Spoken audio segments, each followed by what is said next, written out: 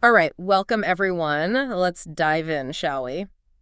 We're tackling the life of Tenzing Norgay today.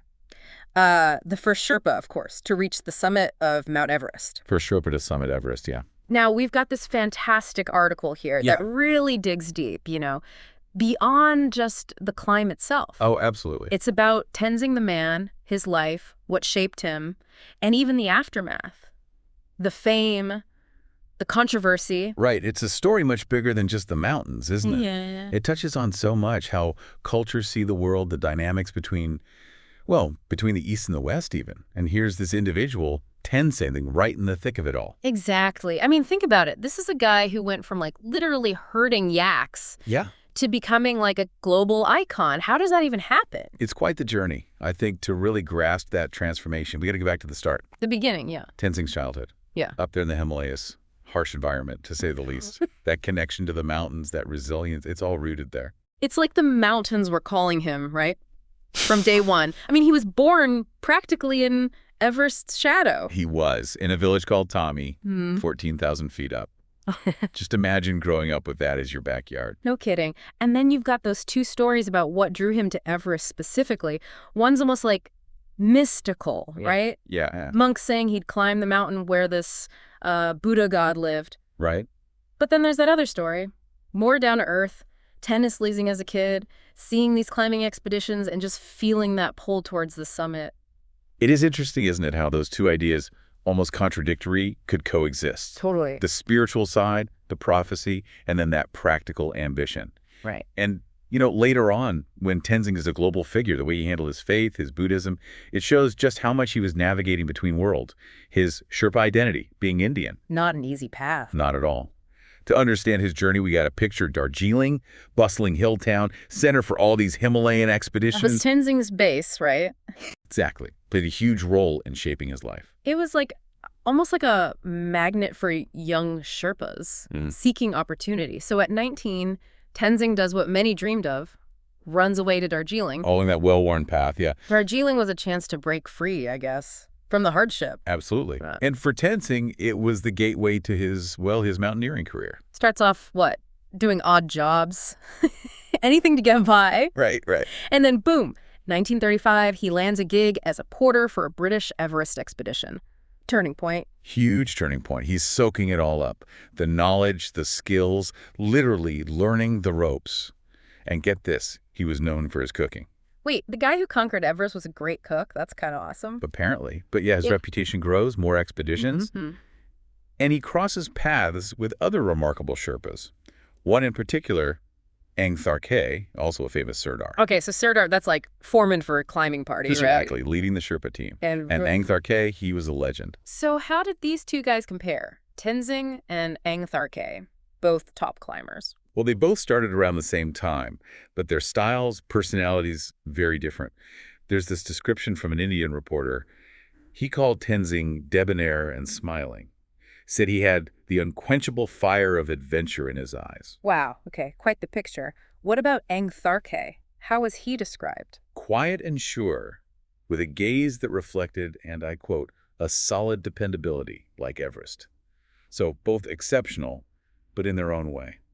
Interesting. So you've got these amazing Sherpa climbers, and then you've got the British obsessed with conquering Everest. Yeah, it was like their own 30 years war, just trying to reach that summit. And we can't forget, even getting to Everest wasn't easy. Politics were changing. Expeditions had to shift from Tibet to Nepal, another layer of complication. Right, so just getting to the base camp was a feat in itself. And here's Tenzing. He'd been on multiple expeditions by this point. Oh, he was more than ready for a shot. It's almost like fate, all these things aligning. Tharkay, loyal to another climber, health issues, sidelining others. It's almost like the universe was making way for Tenzing, Okay, so the stage is set. Early 1950s, Everest still unconquered. And then comes the 1953 expedition. Things are about to get interesting. Yeah, it's pretty remarkable when you think about it, right? Yeah. All those pieces falling into place for Tenzing to be on that 53 expedition. Right, but even with all that, all that experience he had, the timing being right, we're still talking about Everest. Oh, absolutely. Not a walk in the park. No kidding. This is where, Tenzing's resilience, that sheer will, it all comes to the forefront. Don't forget, he was actually recovering from malaria when he joined the expedition. pushing himself to the absolute limit, physically, Yeah. mentally, and of course he does it. He does. May 29th, 1953, he and Edmund Hillary reached the summit. A date for the history books. Absolutely. But like you were saying earlier, that's not the end of the story. It actually kind of kicks off a whole bunch of new stuff. Controversy. Oh, for sure. The first bit of controversy is almost funny, looking back. How so? The world was obsessed with who got there first. Tenzing Yeah. or Hillary? Like, it had to be a race, you know? It's strange, isn't it? Both Hillary and Tenzing, they always said they summited together. They were a team, roped together, relying on each other up there. Exactly. Speaks volumes about their character and their understanding of what mountaineering really is. But the world, well, I guess it wasn't ready for that kind of shared victory. And then things get a little more, I don't know, complicated maybe, when the expedition returns to Kathmandu. Yes. Big backlash in Nepal. It was about the honors being given. Right. Hillary and Hunt, knighted. Tenzing receives the George Medal. Yeah. Nepalese nationalists saw it as, well, almost a snub, a holdover of that colonial way of thinking. I can see how it'd look that way. And it didn't help that Hunt made a comment about Tenzing's climbing, something about it being within the limits of his experience. Ooh, that's well, that's pretty patronizing. I mean, Tenzing had more Everest experience than anyone else on the planet at that point. It was. Classic example of cultural misunderstandings, biases creeping in. And it ties back to those different views of heroism we talked about, individual achievement versus collective effort. The West and the East not seeing eye to eye. And Tenzing's right in the middle of it all. Exactly. Representing the Sherpa community, his adopted India, he's this global icon practically overnight. Think about that kind of pressure. He wasn't fluent in English, suddenly thrust into the spotlight. That's got to be overwhelming, even for the toughest person. For sure. And that's where this guy, Rabindranath Mitra, comes in. Tenzing's friend, but also his secretary. Managed his affairs, translated, almost like a spokesperson. There's been talk that maybe Mitra exploited Tenzing a bit, or at least used his fame for his own gain. It's hard to say for sure. But there's no doubt he had a huge influence on how Tenzing's story was told, how the world saw him. In all of this, all the grand stuff, I love those little anecdotes that pop up. They really ground Tenzing, like that story about the American chorus visiting his museum in Darjeeling. Oh, yeah, I love that one. The tourists so excited to meet this legendary guy, and they end up chatting about the weather. So mundane. Yeah. Such a contrast, right? Extraordinary achievement and then just everyday life. It humanizes him. Even heroes have to deal with small talk. Exactly. Let's talk about the material changes in Tenzing's life. He goes from like a one-room dwelling, very basic, to a new house, thanks to the financial support after the climb. And the trekking license. That's right.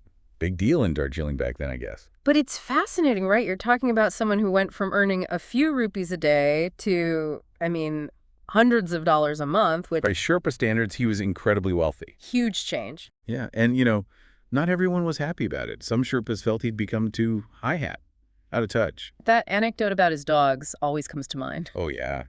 People surprised he could afford dogs, a luxury for most Sherpas. So there's resentment there, definitely. Tenzing's story, it wasn't just personal, was it? It really highlights the changing dynamics, East and West, tradition bumping up against modernity. For sure.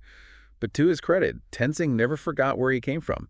He wanted to help his fellow Sherpas. He pushed for better wages for climbers. And, of course, there's the Himalayan Institute. Yes. The mountaineering school. So important. Not just about teaching climbing skills, but about integrating Sherpas more into Indian society. Tenzing as the symbol of national pride. And we got to mention that relationship he had with Nehru, India's prime minister. Oh, yeah. They seem to genuinely like each other, respect each other. There's that story about Nehru lending Tenzing some clothes when he visited Delhi. Yeah. Shows the level of trust there. It's amazing. Tenzing's life, it's like this incredible arc. From those humble beginnings to, rubbing shoulders with prime ministers, international fame. And it reminds us, right? Individual stories can have a massive impact on history, on how society thinks. Tenzing's journey challenged so much. Stereotypes, barriers, even our idea of what a hero is. His story doesn't end there, though, right? No, it doesn't. This article hints at so much more to come. Maybe even a trip to the U.S. Who knows what other chapters unfolded in Tenzing's life? It really makes you think, doesn't it? It does. What's fascinating to me is how this story might have been different if someone else was telling it. How so? Remember, Tenzing relied heavily on others to translate, to manage his affairs, to present him to the world. So it begs the question, how much of what we know about Tenzing Norgay is really his story? And how much was shaped by the people around him? That's a great question. And it reminds us that history is always subjective, right? Mm. Filtered through different lenses. Even a story like the first ascent of Everest can be told and understood in so many ways. Yeah, it's like we've got these pieces, glimpses into Tenzing's life, but the whole picture, it's still a bit hazy, you know? And maybe that's part of the appeal, that mystery. It makes us think, question the stories we hear about historical figures. Especially those from, well, from different cultures, different backgrounds than our own, right? Oh, absolutely. It's like peeling back layers of an onion. Each layer, you learn more, but you also realize there's always more to uncover. Makes you want to keep digging. So as we wrap up this deep dive, what really stands out for you about Tenzing's story? What's the biggest takeaway? I think it's that reminder about the power of individual stories. Tenzing's journey, it wasn't just the summit.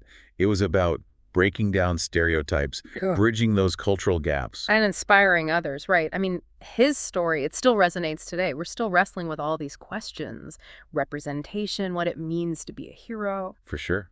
And Tenzing's story gives us a way to think about those things. Yeah. It encourages us to look beyond the surface, to see the complexity, the nuances. But not take things at face value, yeah. Exactly. So for everyone listening, I guess the question is, how does Tenzing's story speak to you? Does it change how you see the world, the people around you? It's a call to be more aware, don't you think? More critical of the stories we encounter, more open to those perspectives that challenge our assumptions. Couldn't have put it better myself. That's what exploring a life like Tenzing's can do. Makes us re-examine our own assumptions, see things with fresh eyes. Thanks for joining us on this deep dive. Until next time, keep exploring, keep asking those questions, and keep diving deep.